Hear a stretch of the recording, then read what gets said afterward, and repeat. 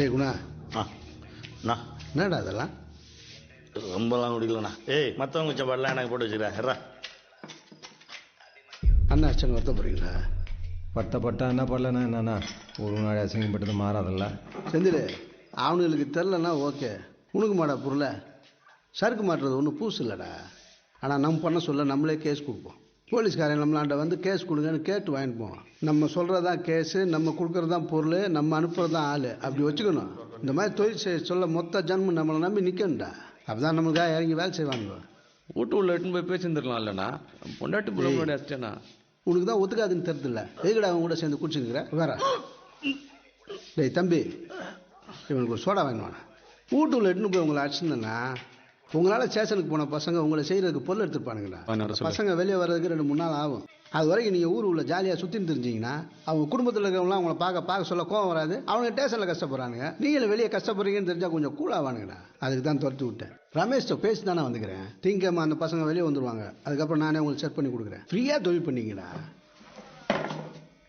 என்னடா ஜாவா, உனக்கு ஓகேவா? என்ன செஞ்சுன்னு சொன்னால் ஓகேங்களா? செந்தில் தெரியுண்ணா, நமக்குலாம் அவ்வளோ விஷயம் தெரியாதுண்ணா.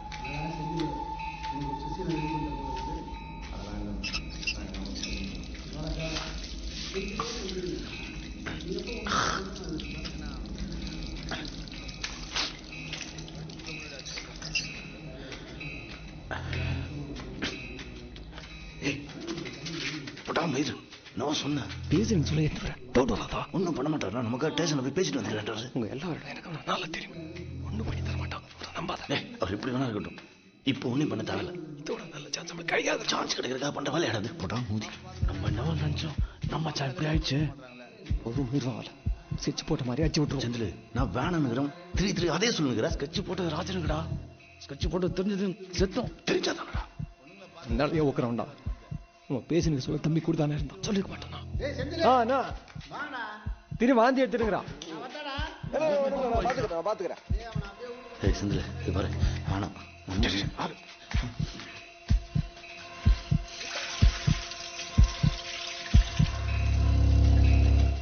நீ தர என்ன எட்டி பாருங்கிற சேஃப்டி டேபிள்ல புல்லு போட்டு வச்சுக்கடா. பாத்தாரு பாக்கண்டா, அவனா நம்ம செஞ்சு பார்த்தோம். பயமாகுதுடா செந்தில். எனக்கு கூட தான் பயமாகுது. அதனால தான் சொல்றேன், பேசின மாதிரி அடிச்சு விட்டு. செந்தில் வேணா, வேலு இது கரெக்டா இருக்காது. நான் சொல்றது கேக்குதுடா. எப்படா தப்பாகும்? போடா, நீ சொல்றதாண்டா தப்பாகுது. அவர்தான் சொல்றாரு. நீங்க என்ன பண்ணீங்க? என்ன இதுல இருந்து விட்டுருங்க. கட்சி பண்றான் செந்தில், நீ யோசிக்கிறத பார்த்தா எனக்கு பயமா இருக்குதுடா. என்னத்தை யோசிக்குது? அதான் முடியாது.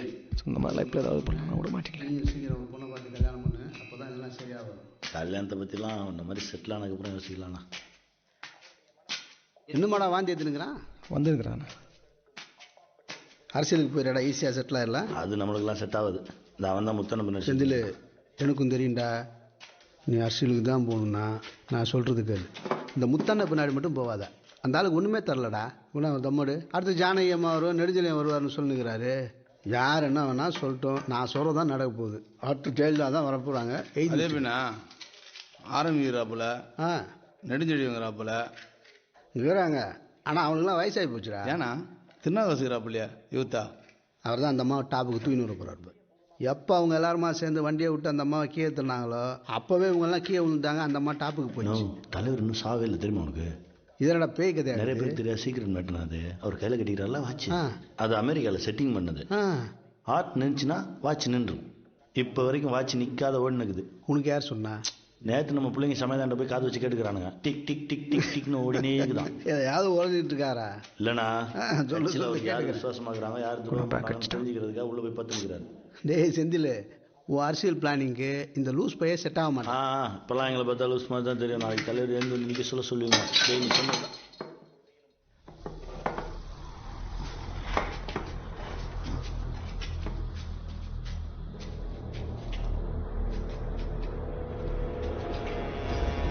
என்னடா இது? என்ன ரூட் எடுக்க செட்டிங் பண்ணி இட்டுன்னு வந்துக்கிறீங்களா? போவாதீங்கன்னு சொன்னாடா. நான் தான் கேட்காது. என் தம்பியில் அப்படி பார்க்குற மாதிரி ஆயிடுச்சுடா. இதுக்காக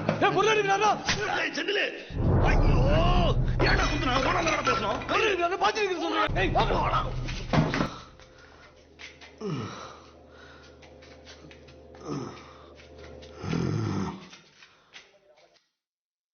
செந்தில் என்னாச்சு உனக்கு குண்ணா வேலு நான் தெரியாம நடந்துச்சுண்ணா வேணா தானே நினைச்சோம்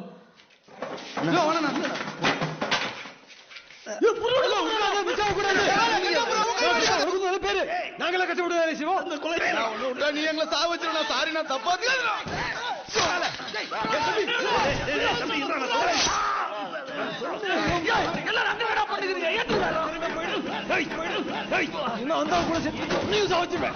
தம்பிங்க பேச வந்து குத்திட்டீங்கல்ல இல்லடா டேய் ஹாஸ்பிடல்ல சென்று வந்து எல்லாரும் போறேன்டா ஆனா ஒண்ணு இல்ல நாங்கறனா ஏய் வேலே அண்ணா கொஞ்சம் புடுங்க வாசல் போய் நான் வேணா அவளெல்லாம் அவசரப்பட்டாங்க நீ அவசரப்பட்டாங்க இதெல்லாம் சொல்லாதடா இது இங்கே முடிச்சு விட்டோம் நீ அவனுங்களை விட்டு இல்லண்ணா இவனுங்களாம் சேர்ந்தா குத்தானுங்க நீ சொல்லிடாத அதனால தாங்க முடியாது நீ போடா